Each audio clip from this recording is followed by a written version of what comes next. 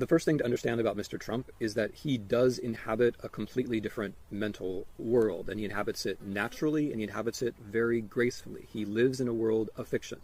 Mr. Trump is not a traditional person who has made a career where he's had to deal with life around him. He's never actually been that successful in grappling with any particular element of reality.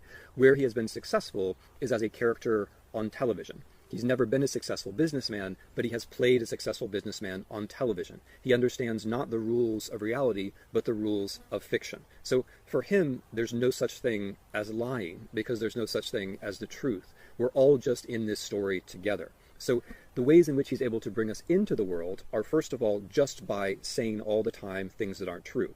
A typical politician will lie now and then, but a typical politician will also recognize the principle that there is truth, and so when caught in a lie, might apologize. In Mr. Trump's case, that never happens, because he very specifically and intentionally wants to fill up the whole space with untruth, to fill up everything with untruth so that we're confused.